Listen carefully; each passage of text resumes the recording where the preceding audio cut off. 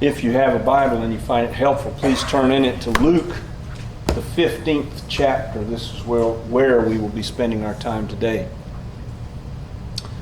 The text really isn't clear here regarding where we are. It may not be all that important.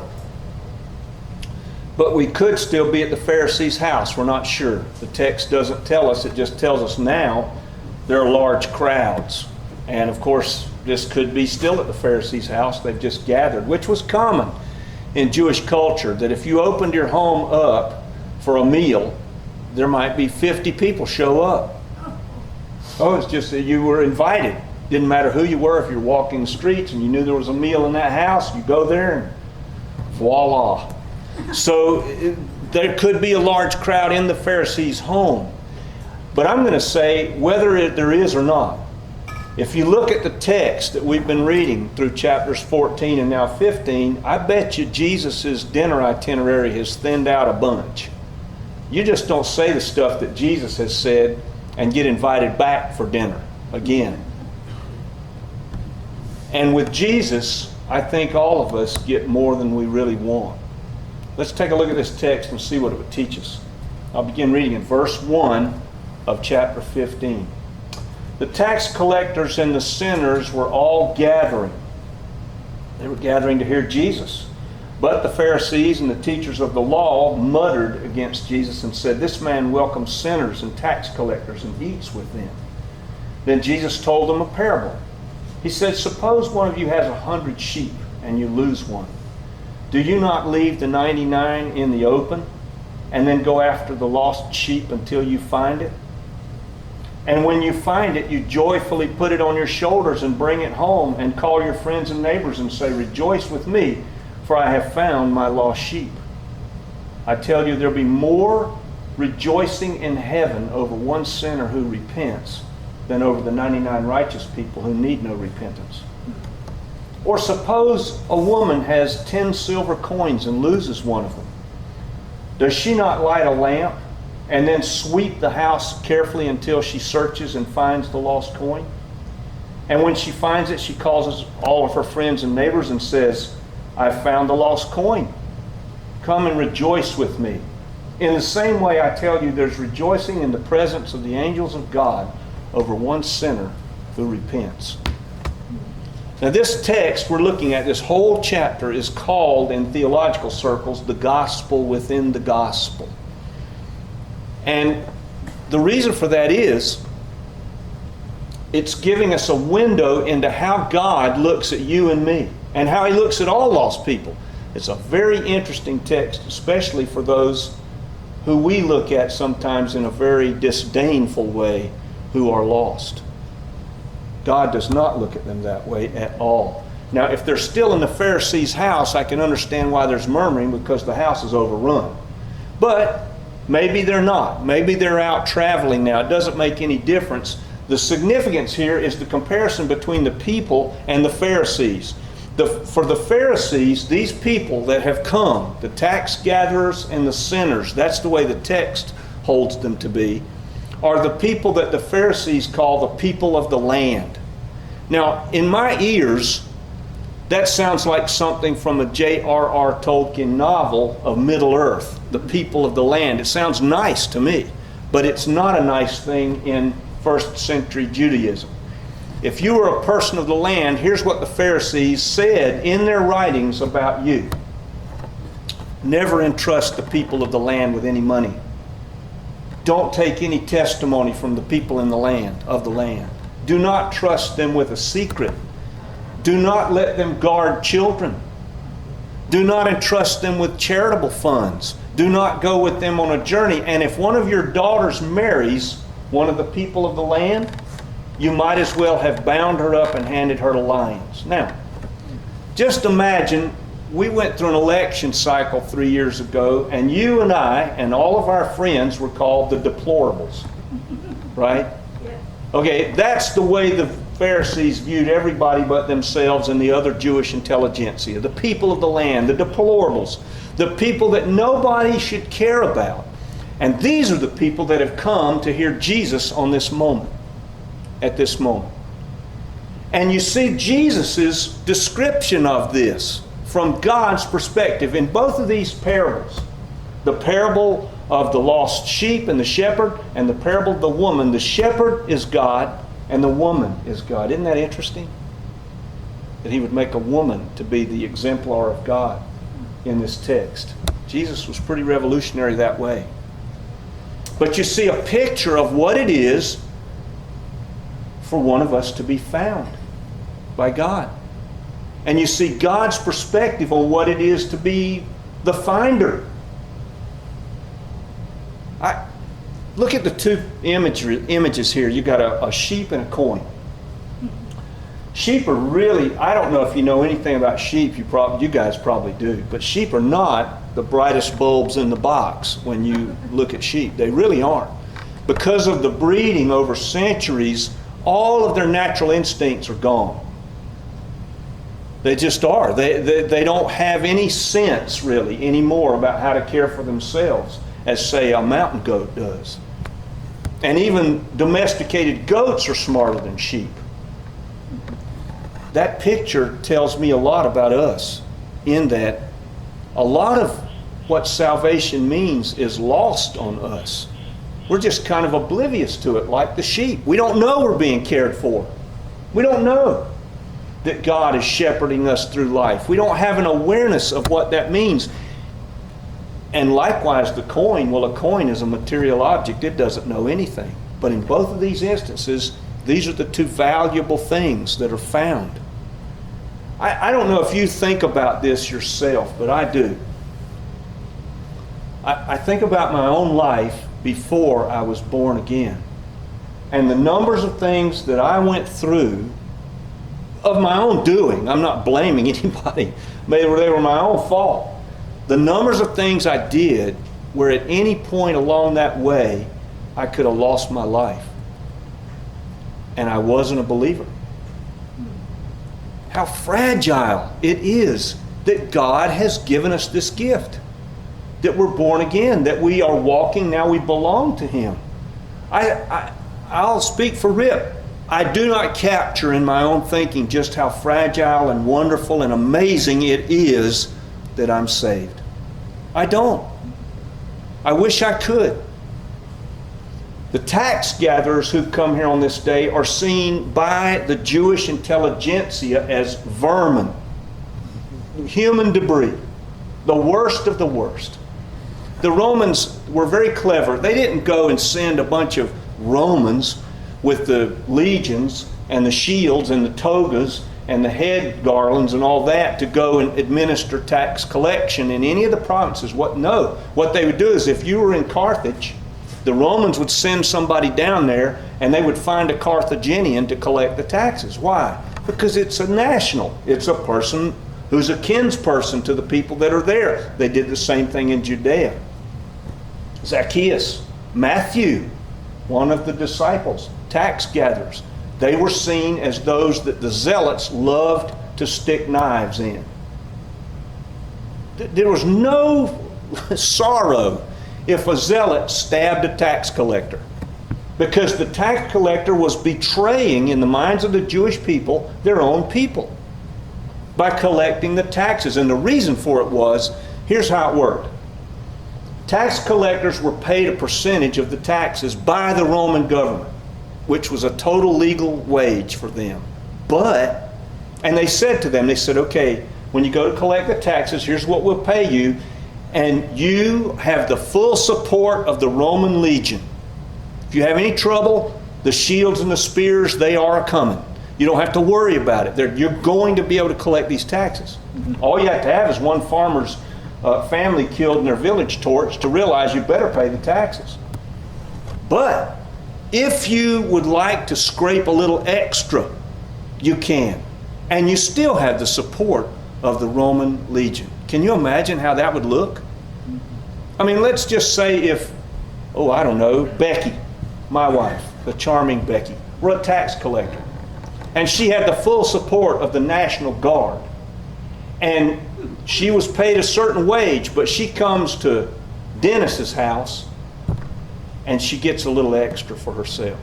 Would you feel fondly toward Becky? I don't think so.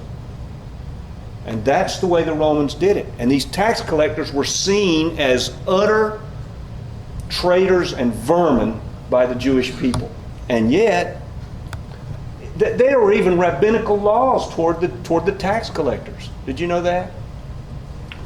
You were not to allow the tax collectors to give an offering in the synagogue because it was blood money, illicitly gathered money. You were not even to teach one from the Torah. If you're a tax collector, you better have the Roman legion behind you, because there are a lot of people that don't like you at all. And if they can get at you, they're going to take care of you. These are the people that Jesus was talking. These are the people that came to hear Jesus. The worst people that you could find in Jewish society were the people that gathered around to hear Jesus. Tanners, tax collectors, prostitutes, criminals, people that nobody wanted in their midst, and just the common Jew, according to the intelligentsia, the people of the land. Now, I'm going to be sympathetic toward the Pharisees. They were just obeying the law as they knew it, the best they could. They cared about Judaism. They cared about Judea. They wanted to protect the Jewish people from judgment by God. And they felt like if we just obey the law really, really carefully, God won't judge us. So it's not altogether that they were just bad, but they didn't understand the law as it really was. Look at Jesus. I would encourage everybody to go home and start read Matthew 5 through 7, both chapters. And read the Sermon on the Mount and see if you don't come away from it feeling like, as C.S. Lewis said, you've been hit in the forehead by a sledgehammer. Nobody likes it because it's an impossible moral code to live. See, the Pharisees thought they were really good because we don't murder people, we don't do anything wrong, we don't covet, we don't do this, we tithe, we do all of this. But Jesus comes underneath all that and says, if you even look at a woman or a woman looks at a man to lust after them, you've already committed adultery. Man, your behavior is secondary. It's bad if you do that, for sure. But if you're doing that in your head, you've already done it. Jesus was a lot more severe, and yet there was a part of this where God is saying to them, I know all that. I know all that about you. And yet, you are the people I've come to save.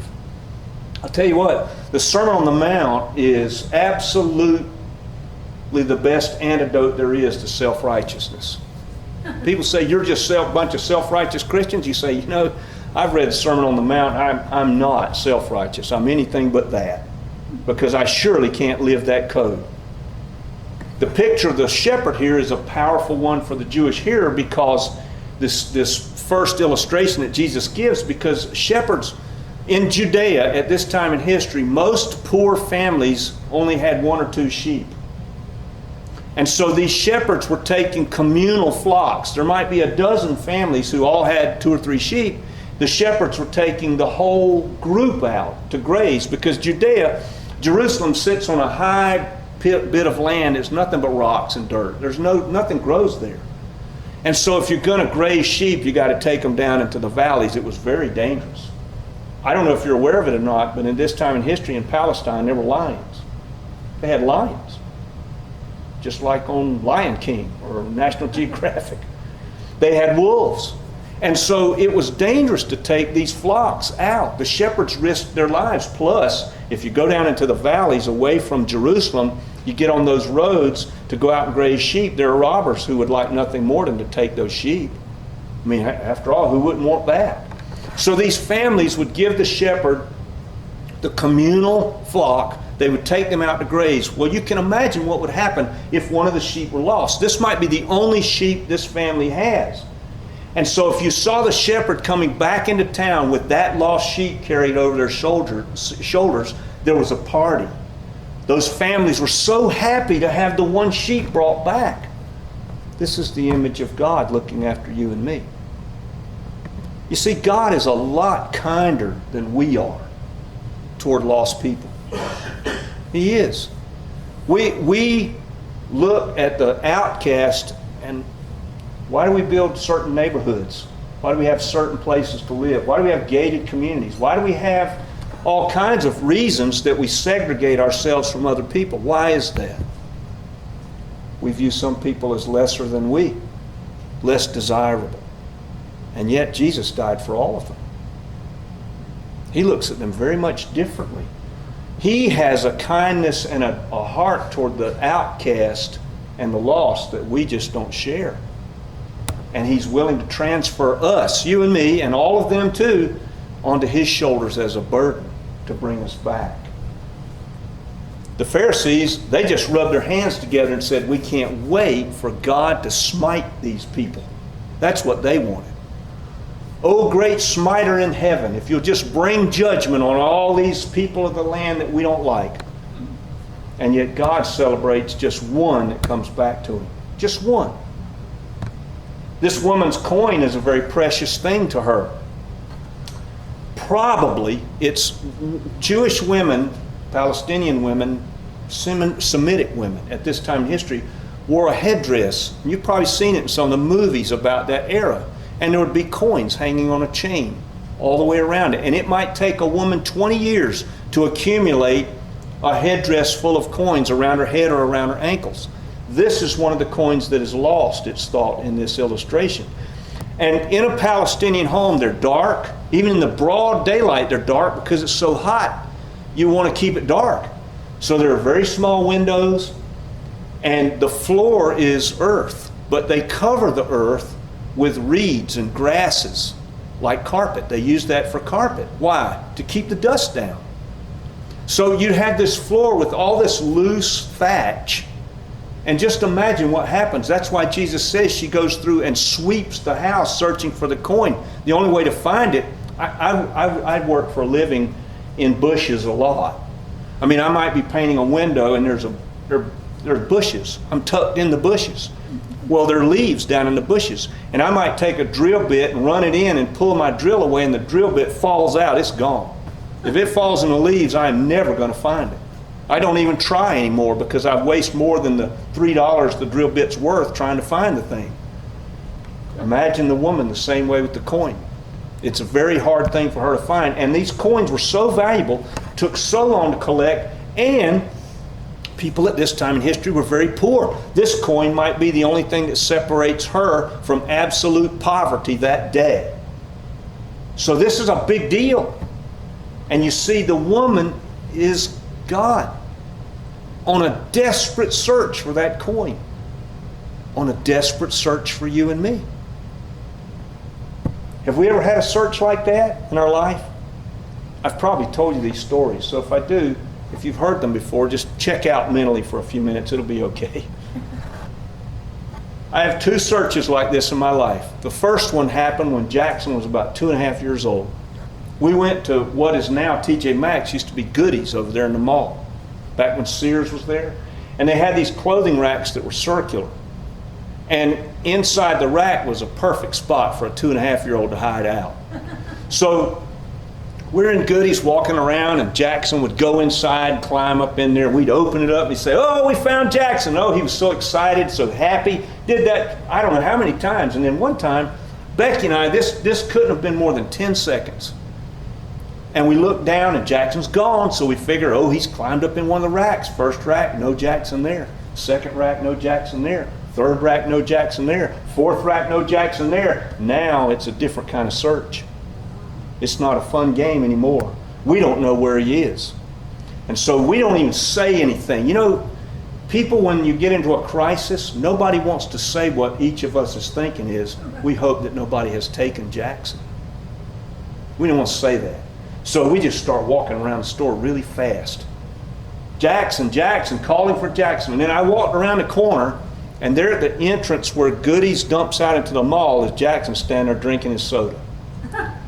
I was so happy to find him, I couldn't even be mad because I thought we'd lost him. That's the way God looks at you and me. The second time it happened, we were in Destin, Florida, and there's a pier there, it's 1,100 feet long. And this is when Jackson was 9 or 10 years old, 8 years old, somewhere in there. Chronology gets past me. We're fishing. It's nighttime because we've been fishing there since lunch. It's about 9 o'clock. Jackson's fishing. I'm not really fishing at this point. I'm just kind of leaning over the rail, watching him fish. Because open face reels, if you ever want to be injured, just come around me with an open face reel. I will kill you. I mean, I'll put your eye out, your nose, I'll hook the hook in something that shouldn't go in. It's not a good idea. So I had given up. He's still fishing. He's good with it. And I'm standing there, and all of a sudden he walks up to me. He says, "Daddy, I'm ready to go back." I'm thinking, yay. We get to go back to the air-conditioned hotel where we're staying, and eat something. So I bent down and closed the tackle box, and when I looked up, he's gone. Now there are, I don't know how many hundred people on this pier. It's 1,100 feet long. Did he go that way, or did he go that way? I have no idea. It's 10 seconds. He's gone. I walked all the way out to the end of the pier carrying everything. No Jackson. I walked all the way back to the store that's at the end of the pier before you step out onto the street. No Jackson. What do? I don't know why it didn't occur to me to just call Becky and see if he'd showed up at the house. I don't know why, but I didn't. So I said, well, all I know to do now is walk back to the room and find out whether he's showed up.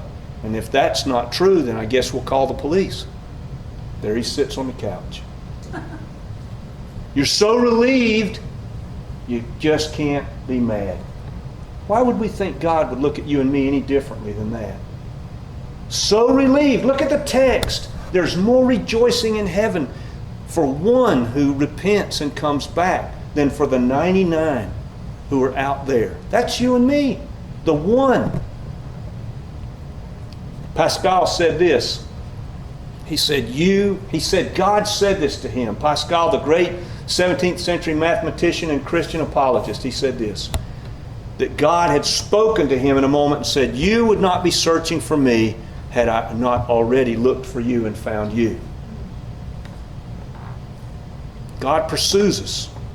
He pursues us with a desperate search. And sometimes he has to do something to slow us down. Sometimes we look at people when they go through things and we think, isn't that terrible? That person is going through that. And maybe it is terrible. But who of us knows that God is not using that thing to slow that person down enough so that they'll hear his voice and be one of the lost that gets brought back? Who knows? Let me ask you a question, and this is how we'll reflect on this today. Which sounds better to you? A few years of pleasure and ease here in this world, or an eternity spent with God? Which one is worth the most? I think any of us, once we're in God's presence, would say, no matter what I went through, no matter what you had to do to slow me down, it was worth it that I was found. I don't know where everybody is today, but if I've said anything about which you've got a question, you want to pray with me, speak with me after the service, I'll stay here as long as it takes as we close.